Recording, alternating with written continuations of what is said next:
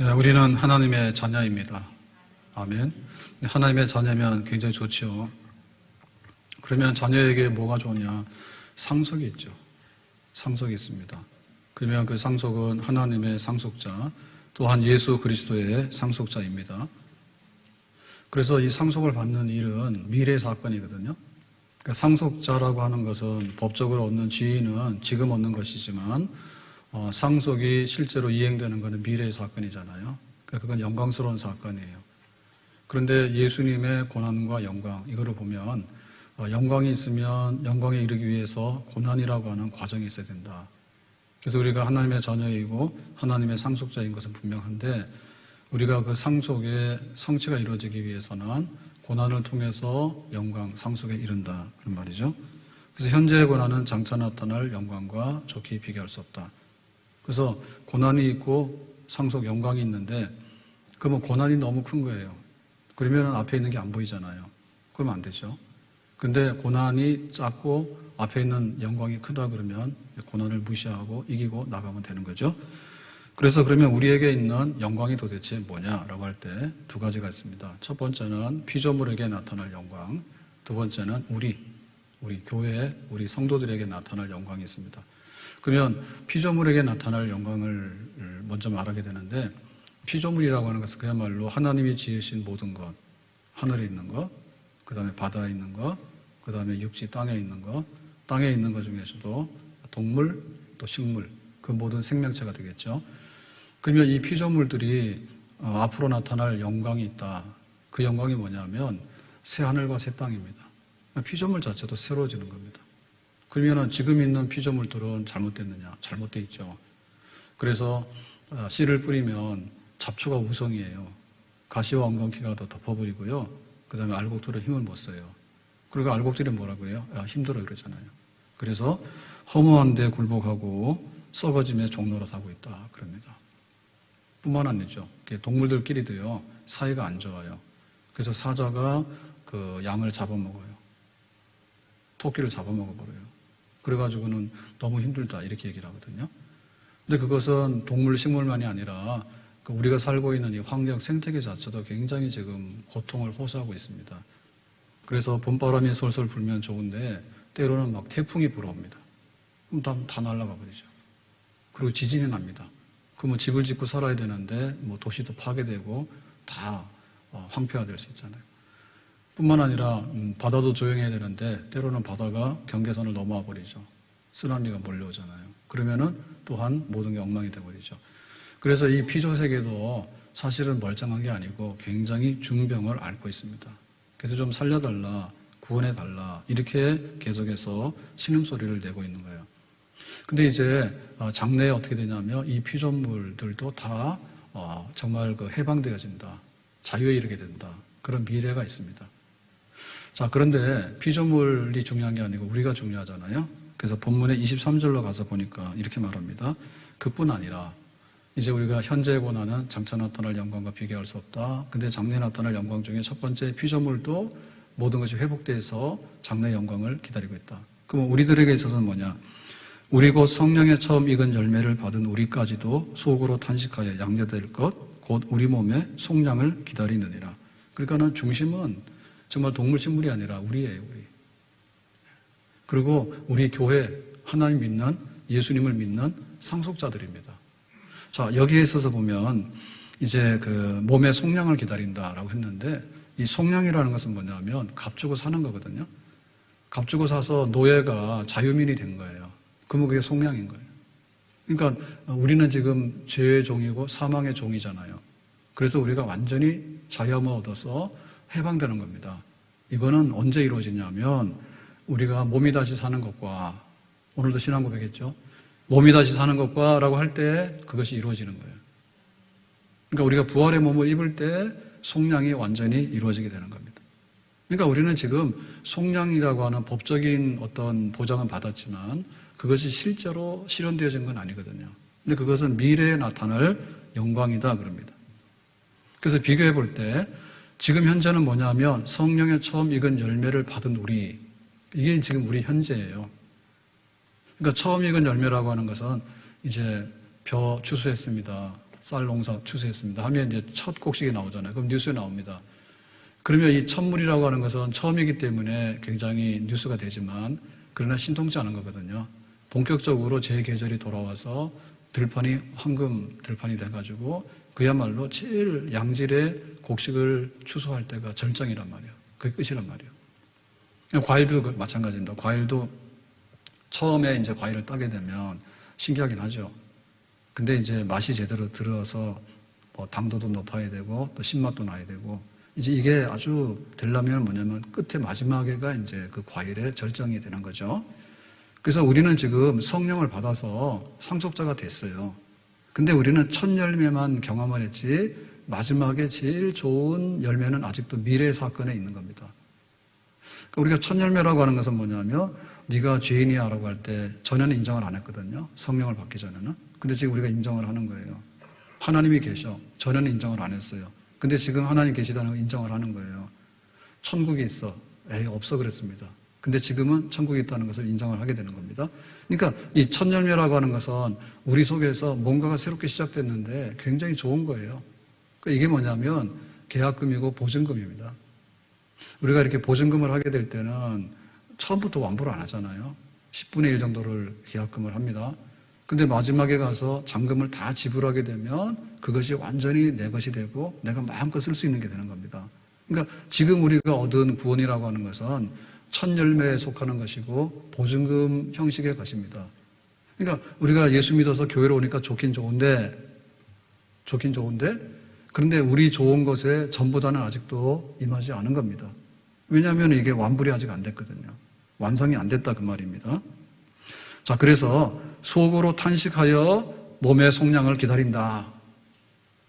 그러니까 앞으로 일어날 그 속량 사건, 앞으로 일어날 그 우리 몸의 부활, 그 다음에 새 하늘과 새 땅이 되어지고 모든 피조물이 새로워지고 그 중심에 믿는 자들이 새로워지고 하나님 백성들이 영생에 참여하게 되는 새로운 날, 그 날이 미래의 사건인데 지금 우리는 첫 열매를 이제 받아서 확실하긴 하구나라고 하는 거지만은 이 모든 것들이 결산되어진 건 아니잖아요.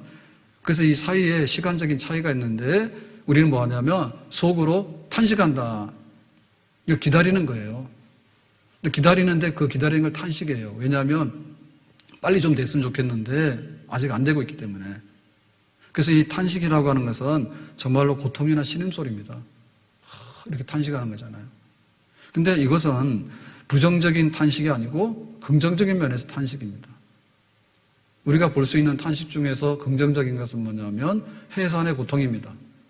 해산할 때 아프다고 하지만 그러나 그 아픈 것은 뭐냐면 아주 나쁜 쪽으로 아픈 게 아니고 그야말로 이제 마지막에 아파가지고 숨도 헐떡헐떡 하다가 하는 고통이라고 하는 것은 사망에 이르는 고통이잖아요. 신음소리잖아요. 근데 산모의 이 해산의 고통이라고 하는 탄식은 생명을 탄생하기 위한 그런 탄식이에요. 그러니까 우리에게도 그런 탄식 속에서 앞으로 일어날 사건을 기다리고 있다 이거죠. 오늘 주일입니다. 예배드리러 나오셨는데 저 옆에 분들 한번 인사를 해보세요. 험악하게 하지 마시고 마스크 썼다고 벗지 마시고 반가워요. 해보시라고 집사님들도 이렇게. 네. 소리 좀 내도 된다 했잖아요. 네. 그거 앉아 계신 분도 힘들겠지만 저도 힘들어요. 네, 마스크만 딱 쓰고 이렇게 막 노려보고 있는데 저도 힘들어요. 근데 주일을 손꼽아 기다립니다. 그거 탄식이죠. 오늘 예배 끝나고 12시가 넘어서 딱 나가게 되면 내가 저 험악한 세상으로 돌아가는구나. 그러니 내가 다음 주에 성전에 올라올 때가 언젠가. 벌써부터 탄식 중에 가시죠. 그래서 이제 막 토요일이 되잖아요. 그러면 너무나 교회로 오고 싶었는데 드디어 내일이구나. 그 탄식입니다. 그게 정상입니다. 지겹고 힘든 주일이 또 오는구나. 이렇게 하시면은 그거는 나쁜 탄식입니다. 그러니까 우리는 미래를 보면서 좋은 탄식이 있어야 된다.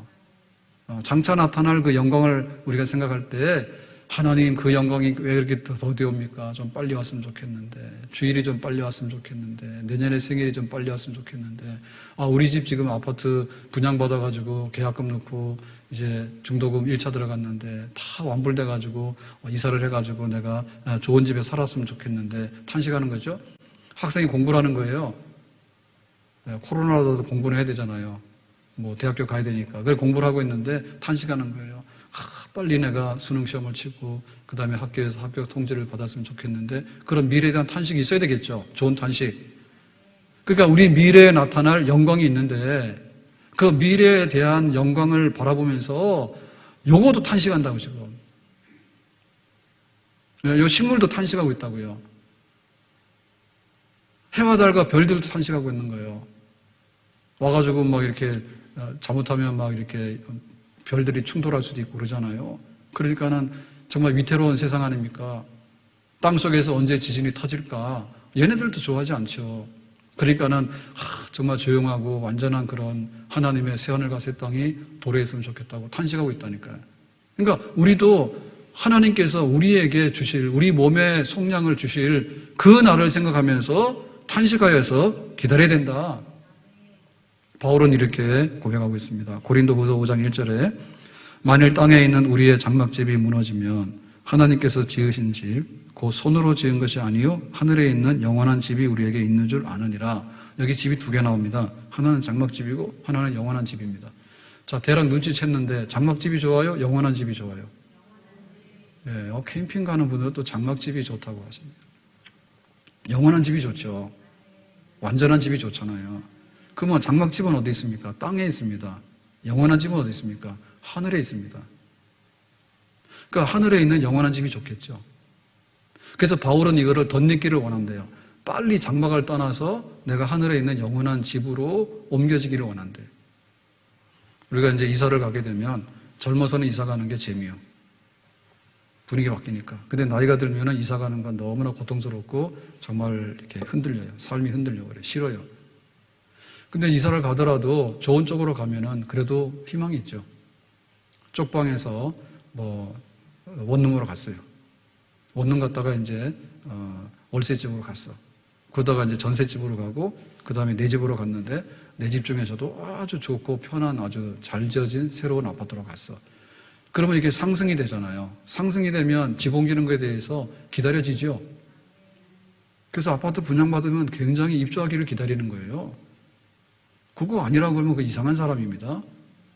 그러니까 지금 여기서 말하는 집은 뭐냐면 진짜 천막하고 집이라고 하는 그 어떤 물체적인 것을 말하는 게 아니고 장막집은 지금 우리의 생활을 말하는 거예요. 지금 우리의 몸과 지금 우리의 생활입니다.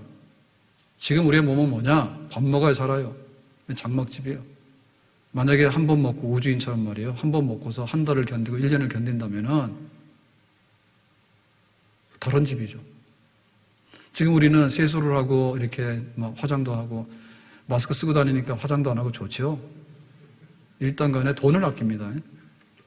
그리고 뭐 외모에 대해서 많이 지금 신경 쓸 필요가 없어요. 공평한 세상이 도래했습니다. 코로나 만세.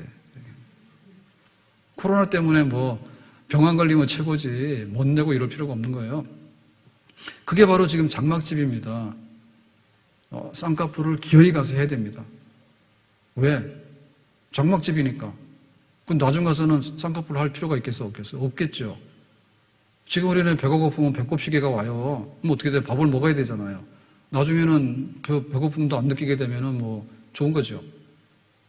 그러니까 이걸 비교해 볼 때 앞에 있는 저 앞에 미래에 있는 영원한 집이 훨씬 낫다. 그러니까 빨리 이사 갔으면 좋겠다. 지금의 몸과 지금의 생활을 벗어나서 부활에 참여하게 되고 영생에 참여하게 되고 하나님 나라에 복락에 참여하게 되는 그 미래에 빨리 왔으면 좋겠다. 근데 그거를 탄식하여서 바울은 기다렸습니다. 이게 맞는 겁니다. 이게 맞는 겁니다. 자, 그러면 그때는 언제 오느냐? 고린도전서 15장 51절에 말합니다. 내가 너에게 비밀을 말하노니 비밀입니다. 근데 알려주는 거예요. 믿는 사람에게는 이 비밀을 깨달아서 비밀이 아닌 거죠.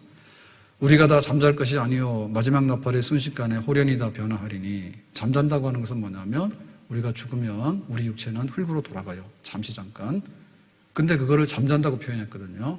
자, 자는 거하고 죽은 거하고 어떻게 구분하냐? 아침에 깨나면 산 거예요. 근데 아침에 깨나지 않으면 죽은 거예요. 그러니까 우리 믿는 자들이 잠시 잠깐 흙으로 돌아가는 사건은 완전하게 소멸되어서 멸절된 사건이 아니고 그것을 통해서 나중에 새로운 생명으로 부활하게 되는 잠자는 사건이라고 비유했습니다. 맞는 얘기죠. 그거 우리가 안 해봐서 그렇지 이거는 진리입니다. 우리가 지금 굉장히 계절이 좋은 계절인데 코로나 때문에 엉망이 됐잖아요. 근데 한겨울에 보면요, 황룡산이 앙상합니다. 아무것도 없어요. 근데 이제 이게 봄이 되면 이제 잎사귀가 나기 시작하는데 그때는 아주 연한 초록이 나오거든요. 근데 5월 지나고 6월 지나고 나면 좀 더 진하게 돼요. 이 일사량이 많으니까요. 근데 가을이 되면 뭐냐면 단풍이 돼요. 그런데 한겨울에 이 황룡산을 본 거하고 가을에 황룡산을 본 거하고 우리는 경험적으로 압니다. 근데 만약에 우리가 전혀 경험이 없이 객관적으로요, 딱 갖다 데려다 놓으면은 이 산이 그 산인지 너 상상했냐 하면 아무도 상상 못 해요. 그렇죠? 만약에 그런 게 상상이 되면 이 사람은 천재예요. 여기 앙상한 이거 정말 풀 한 폭이 없는 이 황량한 겨울에 가을의 단풍과 여름에 짙은 녹음이 우거지는 그런 숲이 된다는 것을 우리는 경험적으로 계절을 자꾸 반복해서 알기 때문에 아는 것이지 전혀 아니 모른다네. 우리 출산하신 분들은 아실 거예요. 우리 아이들을 이렇게 보면은 얘가 누구지? 당연하게 여기잖아요. 우리 집 아이니까. 근데 사실은 뭐예요? 잘 몰라요. 어떻게 내 몸에서 이런 자녀가 출생을 했지. 그거 신기한 겁니다. 그냥 그렇다 하니까 그런 것이지 이거를 뭐 다 아는 건 아닙니다. 결혼하게 되면 출산하게 되면 아이들이 이렇게 크는구나 라고 하는 이런 습득하는 지식이기 때문에 그런 것이지 난생 처음 그거를 경험한다 그러면 정말 아이가 F1, F2가 생긴다고? 이거 참 신기한 일입니다. 모릅니다. 이거 정말 몰라요. 그래서 여기 잠잘 것이다. 장차 이제 부활의 몸과 몸의 속량이 이루어진다라고 하는 것에 대해서 우리는 경험을 못했을 뿐이지 이것이 아니라고 하면 안 된다. 왜? 성경에서 이렇게 증거하기 때문에. 하나님께서 이렇게 하신다 하기 때문에. 그래서 순식간에 호련이다 변화하리니라고 했는데 지금 이 장막집을 영원한 집으로 개조하는데 하나님이 정말로 짧은 시간 안에 우리가 측량할 수 없는 그 시간 안에 하나님의 지혜와 능력으로 그것을 바꿔버린다. 아멘? 우리는 소망 중에 우리의 쪽방을 갖다가 우리 아파트로 바꾸는데 평생 걸려도 잘 안 되죠. 빚만 남았습니다. 안 되는 거예요. 근데 우리 몸을 가꾸는 것도 화장하는데 화장 좀 하면은 한나절 갑니다. 근데 이것도 10년 지나버리면 화장벌도 먹질 않아요. 주름도 생겨가지고. 그러니까 우리가 애를 쓰는데 이게 안 되는데 하나님께서는 예수님의 재림을 통해서 그 마지막 날에 그런 속량의 때를 반드시 약속하셨고 그것을 이행하실 줄로 믿습니다. 그러니까 여기에 대한 우리의 소망이 있느냐고 생각할 때 이게 없는 사람은 캄캄한 절벽 속에 사는 거예요. 이게 어둠의 공간 속에 사는 거예요. 근데 믿는 사람 중에도 이런 사람들이 굉장히 많아. 나는 지금 여기서 보이는 거, 내 손에 잡히는 것만 믿을 뿐이지 그 미래에 이루어질 근본적인 사건에 관해서 난 몰라라 그러는데 그게 아니라 그 말입니다. 그래서 우리가 거기에 대해서 큰 소망, 눈을 팍 떠야 돼. 만약에 내가 시력이 안 좋잖아요. 그럼 안경 써야 되는 거예요. 그죠? 시력이 안 좋으면 안경을 써야 되잖아요. 근데 이 미래의 영광스러운 사건이 안 보이면 이 사람 불행한 거 아니에요? 내가 살아가면서 올해 생일 이렇게 하니까 좋더라고 말입니다. 그러면 내년에 생일에 대해서 기대하고 사는 것이지 생일 없다 살면 그 사람 불행하잖아요. 지금 내가 살고 있는 집이 천막집인데 이게 무너지게 되면 나는 지금 노숙자가 돼야 되는데 우리 집이 멀쩡하니 저기 좋은 집이 있는데 그 좋은 집으로 이사 갈 생각을 안 해서 불행한 사람 아니에요? 불행한 거죠. 돈이 정말 무섭습니다. 만약에 내가 돈이 떨어지면 식당에 못 들어가요. 식당 못 들어가는 거예요. 마트 가서도 물건 막 담았는데 어떨 때 보면은 뭐 카드가 정지돼 있다든지 혹은 만약에 현찰이 부족하면 어떻게 해야 됩니까? 창피하지만은 물건 갖다 놓고 도망올 수밖에 없잖아요. 그러니까 우리가 이거를 소망하는데 정말 이 소망이요 큰 소망입니다. 이 경제적인 궁핍에서 내가 벗어나기를 원합니다. 나는 그렇게 부유하기 원합니다. 넉넉하기 원합니다. 근데 내가 지금 너무나 몸이 안 좋습니다. 막 통증이고 고통이 오잖아요. 그럴 때 그것을 해결할 수 있는데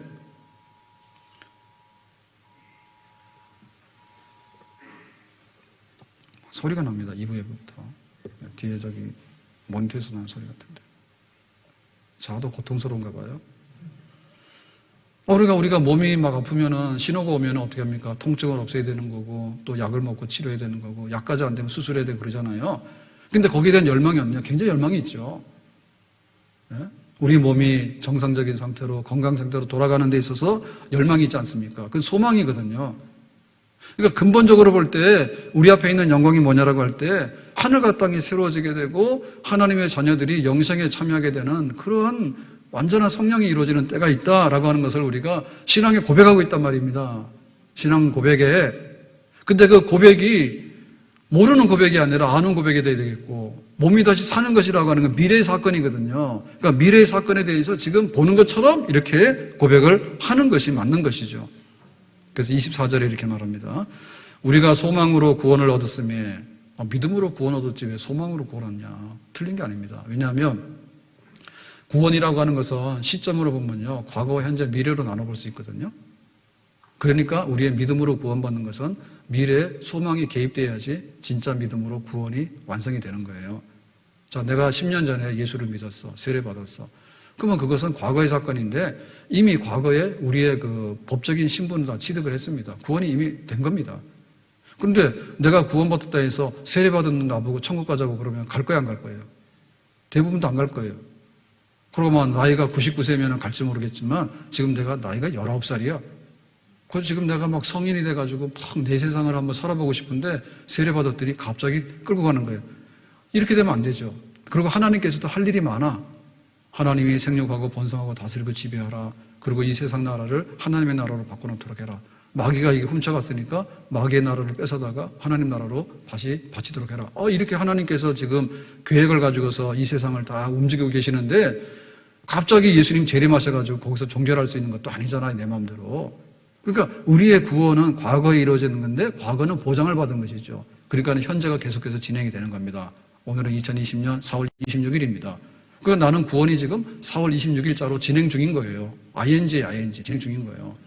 근데 지금 병도 나고 배고프고 사건도 나고 뭐 어렵잖아요. 그럼 이 구원의 완성은 언제야? 미래 사건이랄 그 말입니다. 그러니까 미래 구원이 완성되어지는 것은 첫 열매를 받았지만 마지막 열매를 거두어서 다 추수해서 곳간에 드리는 사건은 미래의 사건이기 때문에 이거는 믿음으로 구원받지만은 소망으로 구원받는다는 말이 맞죠. 보이는 소망이 아니라. 아멘. 보이는 것은요, 이미 앞에 있는 소망은 아닌 거예요. 그래서 라면을 먹게 되면요, 라면을 먹고 내 허기진비를 채우겠다 할 때 이 소망은 뭐냐면 라면 먹어야 되겠다는 생각이 들 때가 행복한 거야. 그리고 이 행복의 극치는 뭐냐면 라면을 끓여서 냄새가 솔솔솔 날 때가 제일 행복한 거예요. 그런데 일단 라면 먹고 나서 젓가락을 딱 놓고 나면 그때부터 짜증나는 겁니다. 칼로리가 높았다든지 아니면 내가 이거 먹고 뭐 사냐든지 그 다음에 이 설거지는 누가 하냐든지 다음에는 절대로 라면 안 먹겠다든지 내일 아침에 일어나면은 또 이렇게 얼굴이 퉁퉁 붓겠다든지 온갖 욕은 다 합니다. 왜? 소망의 시간이 너무 짧아요. 그렇죠? 그러니까 보이는 거는 소망이 아니라니까요. 보이는 만큼만 소망입니다. 보이는 만큼만. 그래서 우리는 소망을 가질 때 큰 소망을 가져야 됩니다. 큰 소망은 뭐냐면 안 보이는 것까지 소망을 가져야 돼요. 아멘? 우리는 지금 적도를 중심으로 해서 북반구, 북쪽에 살고 있습니다. 남쪽에, 남반구에도 사람이 살고 있죠. 이 계절이 거꾸로 가는 거예요. 그러니까 우리가 겨울이면 거기는 여름이고, 우리가 여름이면 겨울이고, 겨울이면 거기 여름이고, 거꾸로 가잖아요. 그러니까 한류가 막 돼가지고 드라마 막 같은 거 하게 되면 동남아 사람 이렇게 막 굉장히 한국 와보고 싶어 하잖아요. 그럼 예를 들면 태국이나 베트남이나 자 이런 데서 한국 여행 오게 되면 여름에 오고 싶을까요? 겨울에 오고 싶을까요? 네, 겨울에 오고 싶지 않을까 싶은데요. 정상적이면. 왜? 거기 더운 나라인데 1년 내내 덥잖아요. 근데 비슷한 데 오면은 그 여행에 대해서 소망이 별로 있겠습니까? 그러니까 드라마 봐가지고 막 이렇게 스키장에서 그런 거 보면 한국에 겨울에 가서 스키를 타야 되겠다. 전혀 다른 거를 상상하게 되는 거죠. 그건 소망이죠. 그렇게 해보고 싶죠. 자, 우리가 한겨울에 영하 20도예요. 여행 어디로 갈까? 시베리아 열차를 타겠다. 좀 성격 개팍한 사람입니다. 예, 한겨울이 되면 좀 따뜻한데, 그런데 좀 가보면은 이 겨울을 잊어버리는 새로운 세상이 있지 않을까. 대부분 그렇게 하지 않을까요? 예, 개팍한 사람들. 마스크 쓰고는 답도 안 하고 말이에요. 그러니까 보이지 않는 것을 향해서 가보는 겁니다. 지금이 겨울이니까 겨울 아닌 계절을 보고 싶은 거고, 우리는 지금 굉장히 이렇게 좋은 이런 데서 살고 있는데 제일 척박한 데가 어디냐면 사막이거든요. 근데 여행 가는 사람 중에는요, 사막에 가보고 싶은 것이 로망이에요. 실제로 유명한 사막들이 있어요. 그래서 뭐 요르단도 뭐 와디럼인가 뭐 이런 데 가면 붉은 모래, 그 사막 이런 거. 그래가지고 한밤이 되면은 이 사막의 별을 바라보고 돈 내고 이제 자잖아요, 천막에서. 근데 이런 게 다 낭만이거든요. 왜냐하면은 항상 아파트가 있고, 항상 아스팔트가 있고, 항상 자동차도 아니고, 항상 사람들 엘리베이터 타고 다니는데 너무 지겨워. 그러니까 뭐 좀 새로운 세상이 없을까라고 하는데 우리 상상력이 거기까지 가는 것이. 그러니까 사막 투어 한번 해볼까? 사막에서 하룻밤 자볼까? 이런 거 괜찮은 거예요? 만약에 사막에서 사는 사람들은 가면 어디로 갈까요? 여행 가는데 옆 동네 사막으로 갑니까? 재미없죠. 그게 전혀 다른 문명이 있는 세계로 가보면 놀라겠죠. 그러니까 우리가 믿는데 왜 오늘이 전부인 것처럼 하냐고요. 왜 여기가 전부인 것처럼 하냐고요. 그럼 우리의 미래는 뭐예요? 하나님께서 만들어 놓은 시간과 하나님께서 만들어 놓은 모든 세상에 저쪽이 있는데, 그 미래가 있는데 그거에 대해서 없는 것처럼 하는 것은 하나님이 없는 게 아니라 우리가 없다고 만들어 놓고 입으로는 고백하지만 실제로는 그것을 받아들이고 있지 않기 때문에 그런 것이 아니겠는가. 그래서 장차 나타날 그 보이지 않는 그 소망의 실체가 어떤 것인가에 관해서 요한계시록 21장 4절에는 이렇게 말하죠. 요한계시록 21장 4절. 모든 눈물을 그 눈에서 닦아주시니 다시는 사망이 없고 애통하는 것이나 곡하는 것이나 아픈 것이 다시 있지 아니하리니. 이게 없으면 보통 우리는 굉장히 결핍이나 결손감을 느끼잖아요. 근데 여기서 없는 건 굉장히 좋은 겁니다. 왜냐하면 우리가 지금 이게 없었으면 좋겠다, 행복의 원수들이라 이런 것들이에요. 처음 것들이 다 지나갔다. 그러니까는 배고픈 거, 그 다음에 속상하면 눈물 나는 거, 그 다음에 정말 이렇게 이별하면 너무 섭섭한 거, 그 다음에 아프면은 병원 가야 되는 거, 그러다 안 되면 나중에 할 수 없이 죽어야 되는 거. 지금 여기에 지금 우리가 고통을 받고 있는데, 지금 우리는 이거 보고 만지고 살아가는 게 그거잖아요. 근데 우리의 소망은 뭐냐면 보이지 않는 소망이 있다 그죠. 보이지 않는 소망은 뭐냐면 배 안 고프고 눈물 안 흘리고 항상 기쁘고 그리고 항상 건강하고 병도 없고 죽음도 없는 정말로 지극한 영생 복락이 기다리고 있는 처음 것, 이 장막집에서 세상에서 없는 것들, 이런 것들이 다 이미 극복되어진 그런 미래에 대한 그 소망, 그 소망이 진짜 소망이다. 아멘. 그것이 진짜 소망이라 그래요. 그러니까 우리의 소망이 내일의 소망이냐, 일주일 후의 소망이냐, 한 달 후의 소망이냐, 1년 후의 소망이냐 할 때 마지막에 우리가 가질 수 있는 그 소망의 끝, 마지막에 이루어질 그 모든 영광스러운 거, 그것을 딱 보고 살면 그 사람은 소망이 있는 사람이에요. 근데 내가 라면 한 그릇, 그래 내가 막 진통이 오는 거야. 그러니까 내가 진통제를 먹고 지금 서너 시간에 진통을 면하는 거. 요 소망이라고 하는 것은 너무 짧아. 그리고 가져다주는 그 복락이 너무나 미미하다 그겁니다. 자, 그럼 어떻게 되느냐. 25절에 보니까 이렇게 기록합니다. 만일 우리가 보지 못하는 것을 바라면 참음으로 기다릴지니라. 그렇죠. 그래서 우리가 소망을 하는데 소망하는 데 있어서 우리는 고난이 있고요. 이 고난을 견뎌내야 되는 참음이 있어야 된다 그 말입니다. 그러니까 여기에 많은 비용이 필요한 거예요. 비용이 필요한 거예요. 대학 진학을 준비하는 수험생 자녀가 그 미래의 영광을 보면 현재 고난이 있는데 이 현재 고난을 참아야 되는 거죠. 참아야 되는 거예요. 내가 좀 이렇게 건강을 위해서 좀 체중 관리를 해야 되겠습니다. 그러면 어떻게 돼요? 그 미래의 건강이라고 하는 목표를 향해서 내 생활을 절제하고 좀 다스려야 되는 참음이 있어야 되겠죠. 그게 우리에게도 필요한 거예요. 그래서 장래 영광이 있는데 이 영광에 도달하기 위해서는 현재 고난이 있다. 근데 이 현재 고난은 없는 게 아니라 있는데 있는 것을 참음으로 견디고 나아가야 되는 것입니다. 모세가 광야 생활에 40년 지도자를 했어요. 앞에 있는 영광은 뭐냐면 가나안 땅에 백성들을 데리고 가는 거예요. 가나안 땅까지 가는 그 영광은 굉장히 큰 영광입니다. 근데 그 영광을 보면서 가는데 40년 동안 광야 생활에 힘든 이 모든 것들을 견뎌냈다고. 근데 기쁜 마음으로 견뎌냈다고. 내 이 고난은 의미 없는 고난이 아니라 장래 이 백성들에게 가나안을 선물하는 그런 영광이 있는 고난이다. 이렇게 생각했단 말이에요. 바울이 로마를 향해서 이방인에게 복음 전하는 것을 향해서 장래의 그 영광을 보고서 지금 자기가 사역을 해나가고 있습니다. 그럴 때 바울에게 있어서는요, 고통스러운 게 굉장히 많았어요. 때로 생활비 떨어지면 천막 만드는 노동도 했고요. 그 다음에 때로는 억울하게 누명을 쓰면 고발당해가지고 재판도 안 받고 감옥 가서 매도 맞기도 했고요. 그 다음에 이제 선교를 하기 위해서는 배를 타면 배가 파손해가지고 표류하기도 했고, 강도를 만나면 위험을 느끼기도 했고, 그리고 병이 있었잖아요, 항상. 바울의 몸에는 병을 달고 살았죠. 그러니까 너무 아파가지고 여행을 중단할 수도 있었고, 그런 고통이 있었죠. 그런데 장래 나타날 영광을 위해서 그런 그 고난이 있는데, 현재의 고난이 있는데, 이 현재의 고난을 면제한 게 아니고, 현재의 고난을 고스란히 받아가지고, 그것을 참고 견디면서 나아갔다. 우리도 그렇게 해야 된답니다. 예수님께서도 그 부활의 영광, 하나님 보좌 우편에 앉으셔서 이제 하나님 아버지로부터 심판의 모든 정권을 위임받으시고 나중에 재림하셔서 예수 믿는 자들, 하나님의 상속자들을 다 부활시키고 그리고 하나님의 영원한 나라를 펼치겠다는 그 영광이 있었는데, 그 영광을 바라보면서 고난을 받으셨는데, 십자가에서 고난받고 죽기까지 그 고난을 받으셨는데 그것을 참고 견디셨어요. 우리도 참고 견뎌야 돼요. 근데 문제는 현재의 고난 참고 견디는 분량하고 장차 나타날 영광의 분량이 있는데 어느 것이 많은가가 관건입니다. 만약에 영광이 많다 그러면은 지금 이 고난이 잊혀지고 견딜 만한 거예요.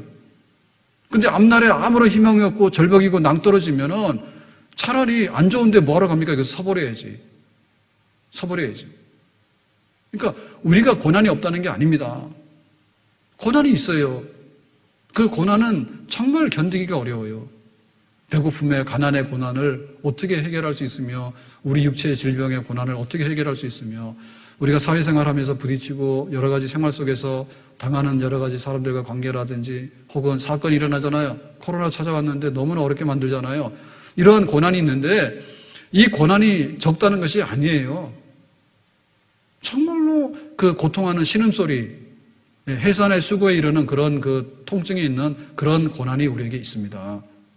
그런데 이 고난이 장래의 영광이 있는가 없는가에 따라서 달라질 수 있다 그 말입니다.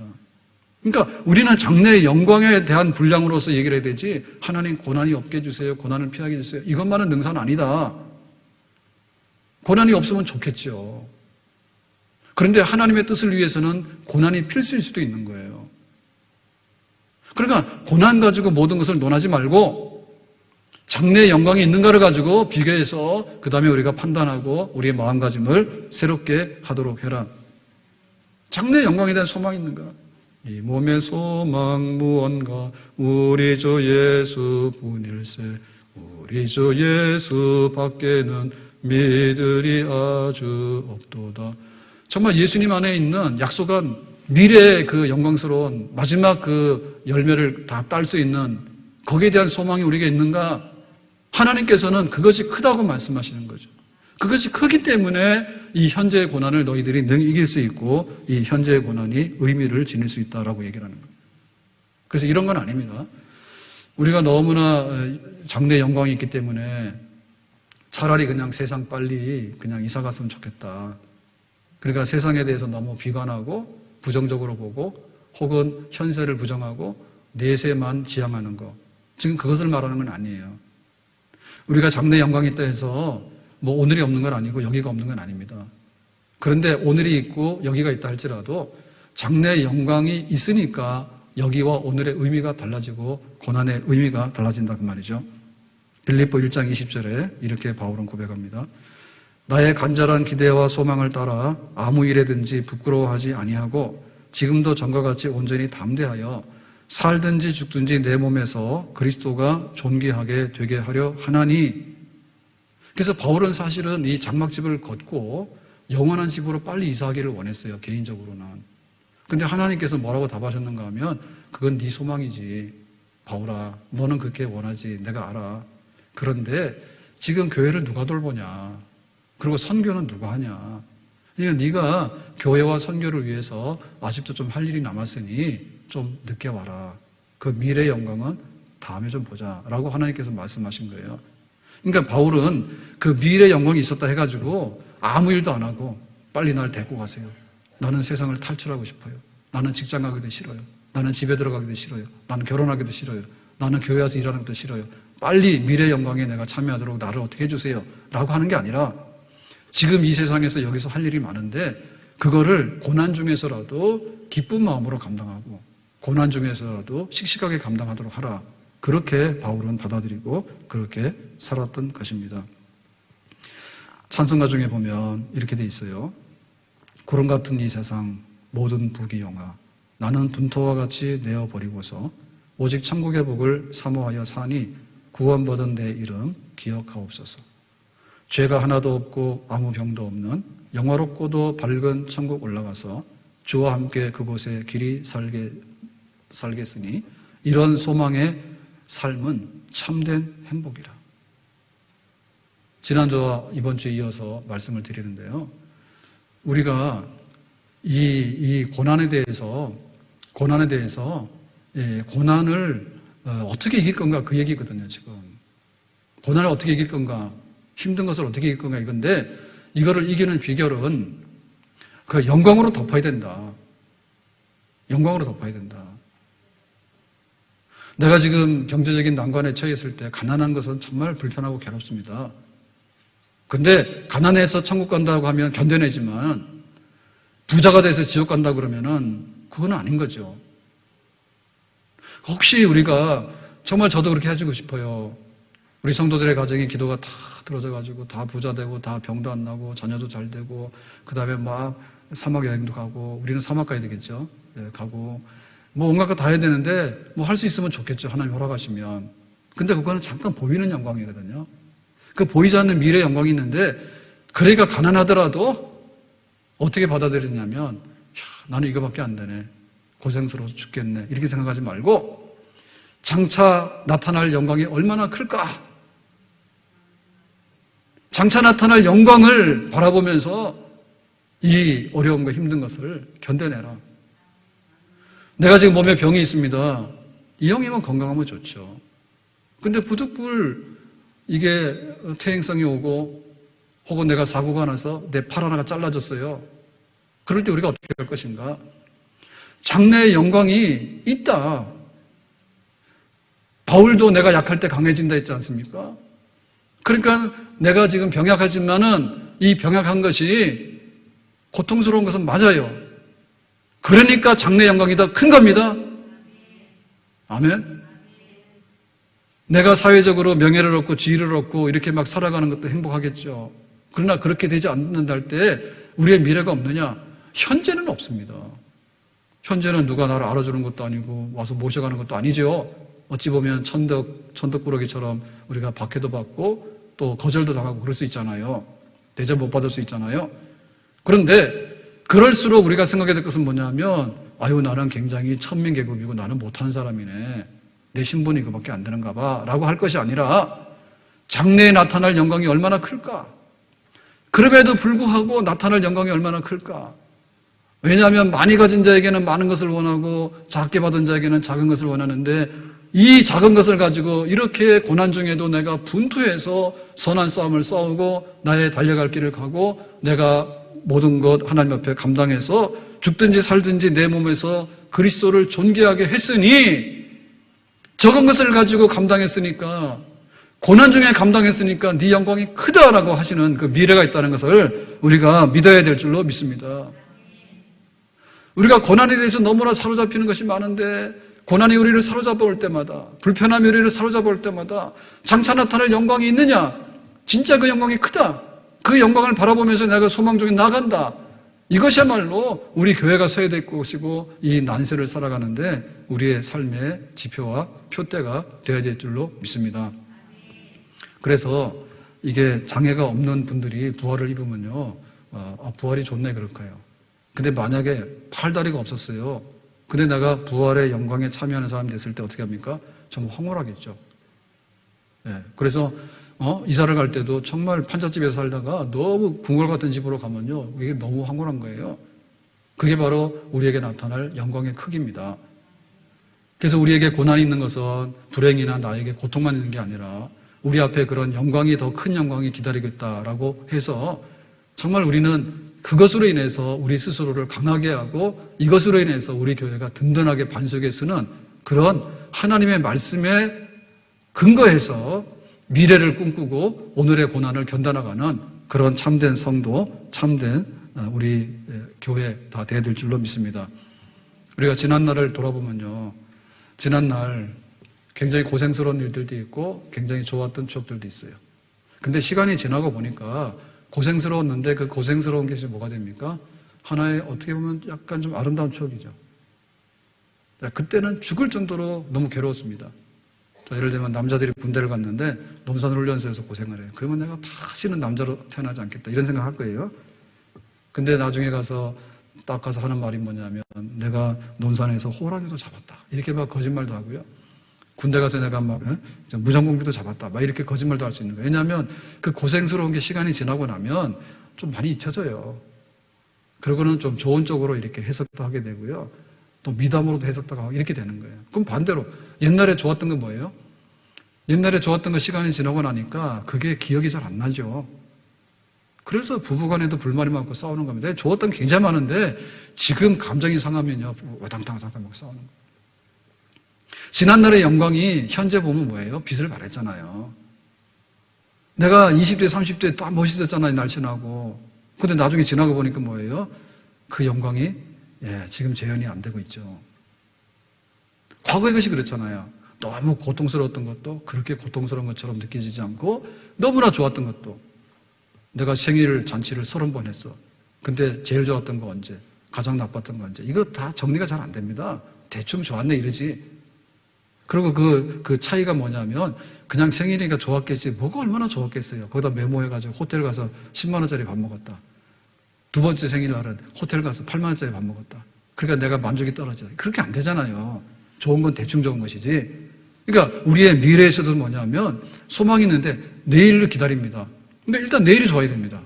막 천둥 벼락치고 막 코로나가 돌아가지고 뭐 오지도 못하고 회사 잘리고 그러면 안 됩니다.